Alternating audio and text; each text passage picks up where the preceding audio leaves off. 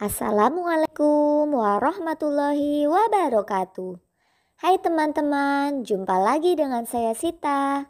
Hari ini kita akan belajar tema 4, berbagai pekerjaan, subtema 1, jenis-jenis pekerjaan pada pembelajaran 6. Sebelum memulai, silahkan teman-teman siapkan buku tugas, buku cetak tema 4, dan alat tulisnya ya. Sudah siap ya teman-teman?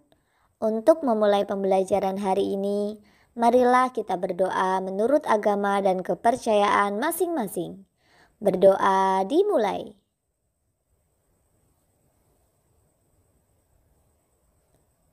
Berdoa selesai. Tetap semangat ya teman-teman.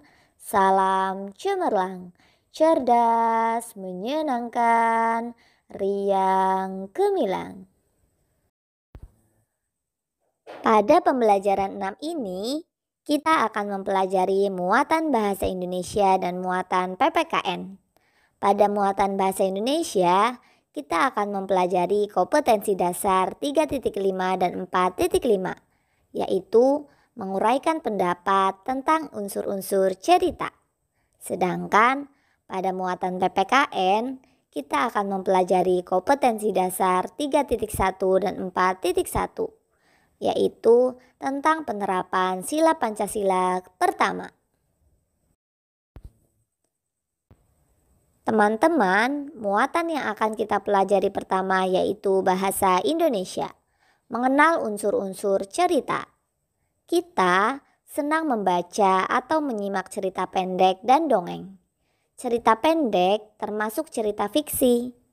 Cerita fiksi disebut juga cerita rekaan.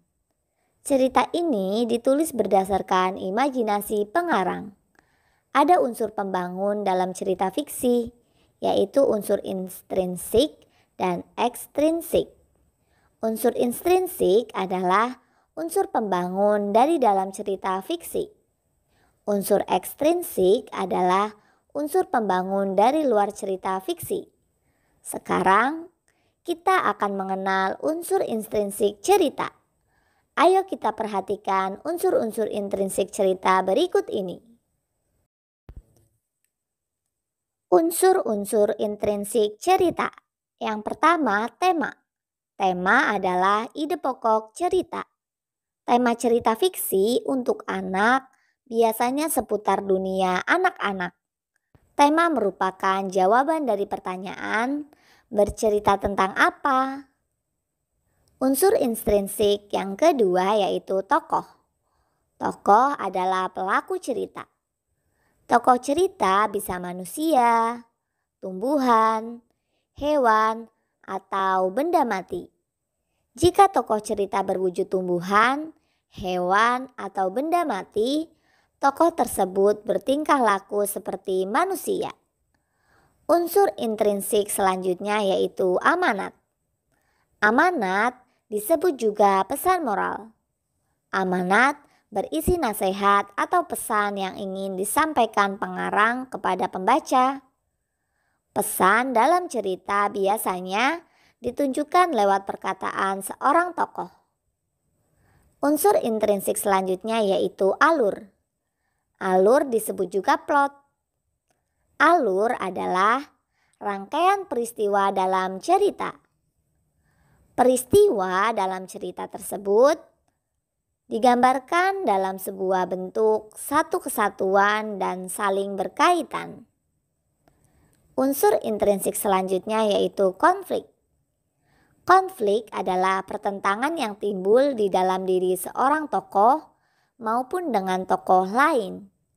Konflik biasanya berupa perselisihan, ketegangan, atau munculnya masalah. Unsur intrinsik yang terakhir yaitu latar. Latar adalah keterangan tempat, waktu, dan suasana yang diceritakan dalam cerita. Ayo membaca. Teman-teman, mari kita baca kembali teks tentang pemimpin idola, pemimpin yang jujur, yang terdapat dalam pembelajaran 4. pemimpin idola, pemimpin yang jujur. Ida, teman sebangku aku, mungil, berkulit hitam manis, tidak banyak bicara dan pandai, itulah cirinya. Ia seorang anak yang sederhana. Ayahnya sudah lama meninggal. Ia tinggal bersama ibu dan adiknya. Ida anak yang sangat pandai. Nilai-nilainya yang selalu bagus memberinya kesempatan meneruskan sekolah tanpa biaya. Semua buku pelajaran dan perlengkapan ditanggung oleh sekolah. Ida tak pernah malu dengan kondisi keluarganya. Bahkan ia semakin rajin belajar dan terus berprestasi. Ida juga selalu menjadi tempat bertanya jika teman-temannya mengalami kesulitan dalam pelajaran. Teman-teman memilih Ida sebagai ketua kelas. Pandai, tenang, dapat berkomunikasi dengan baik, serta mampu menjaga ketertiban kelas menjadi modal utamanya. Hari ini, Ibu Tati mengingatkan tentang ulangan matematika. Sebagian siswa tidak siap, termasuk Gugut si jagoan bola yang duduk di belakang kami. Waduh, saya belum belajar, Bu. Kemarin saya seharian bermain bola sampai sore. Pulang ke rumah langsung tidur, Bu, protesnya. Ulangan tetap berlangsung. Gugut resah. Ia menengok ke kiri dan ke kanan. Tiba-tiba ditendangnya kursi Ida dari belakang. "Shh, Ida, bantu aku dong. Geser sedikit ke kiri agar aku bisa melihat jawaban di kertas ulanganmu," pinta Gugut. Ida bergeming. Ia hanya menggelengkan kepala pelan tanpa menengok ke belakang. Gugut mengganggunya lagi. "Ayo dong Ida, sekali ini saja. Nanti aku beri kamu uang 10.000 rupiah. Kamu bisa jajan kue di kantin," rayunya. Gugut tahu benar, Ida tidak pernah jajan di kantin. Ibunya tidak memberinya bekal uang jajan. Ida selalu membawa sebungkus nasi dan lauk dari rumah. Namun, di luar dugaan Gugut, Ida tidak terusik. Sekali lagi, ia menggeleng pelan. Sampai waktu berakhir, Gugut terpaksa menyerahkan kertas ulangannya dengan lunglai. Pada waktu istirahat, Ida menghampiri Gugut. "Maaf ya Gugut, aku bukan tidak ingin membantumu. Menyontek dan memberi contekan kepada teman adalah perbuatan tidak jujur.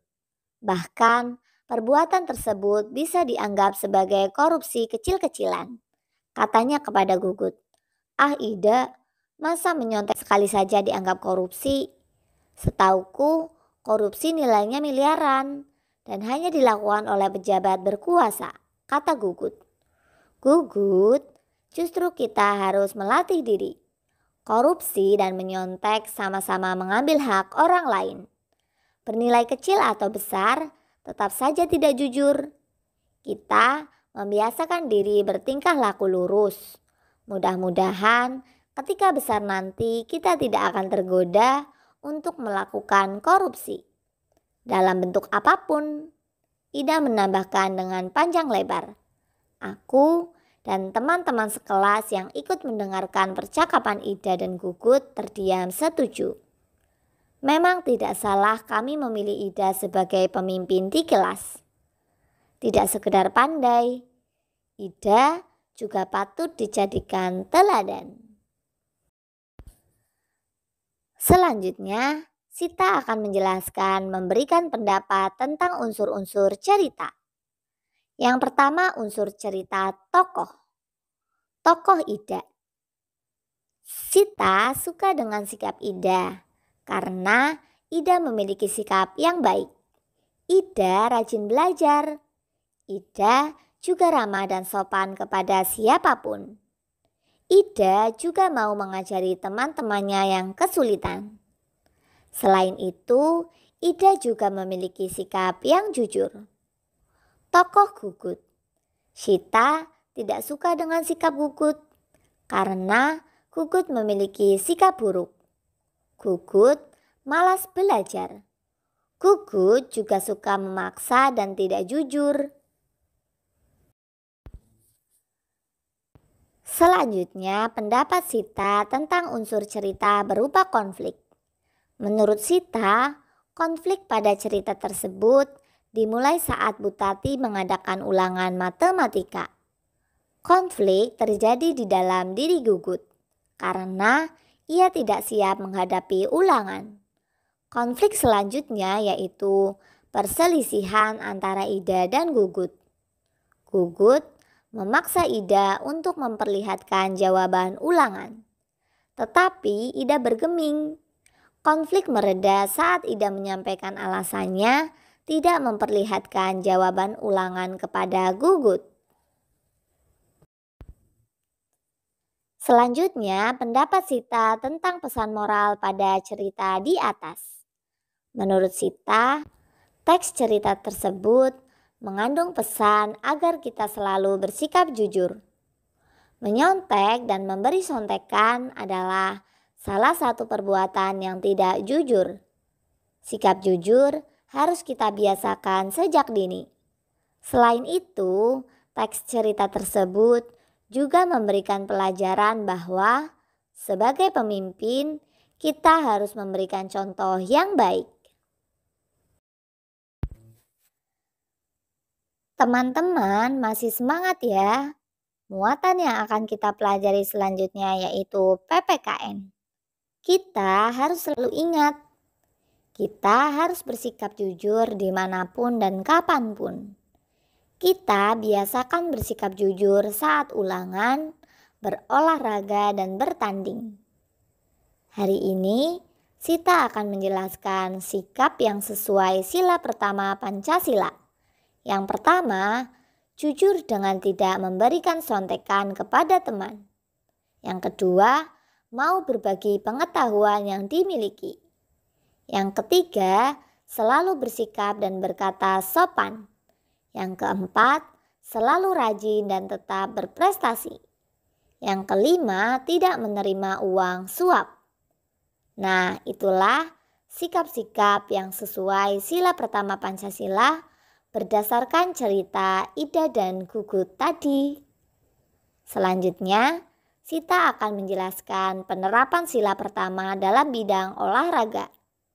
Kita sering mendengar kata sportivitas dalam bidang olahraga.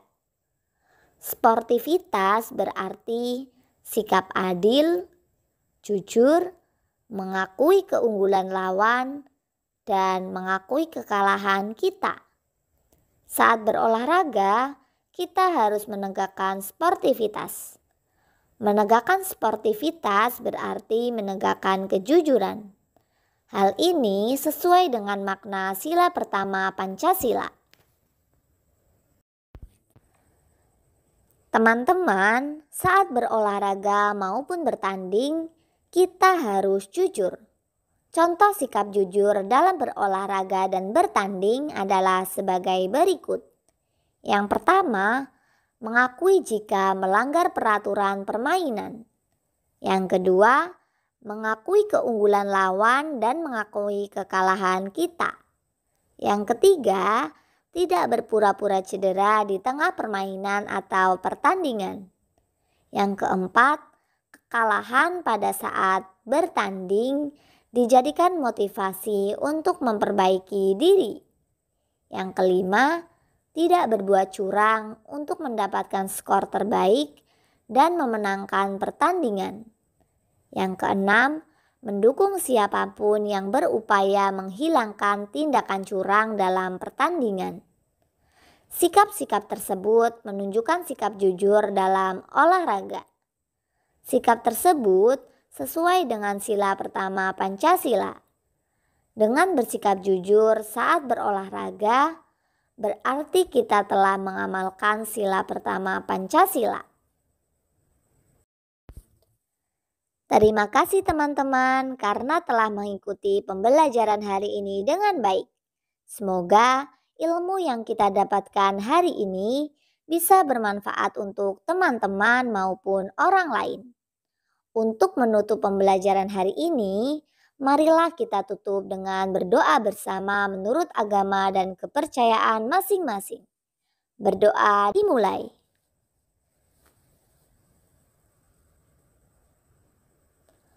Berdoa selesai. Tetap semangat ya teman-teman. Salam cemerlang, cerdas, menyenangkan, riang, gemilang. Assalamualaikum warahmatullahi wabarakatuh.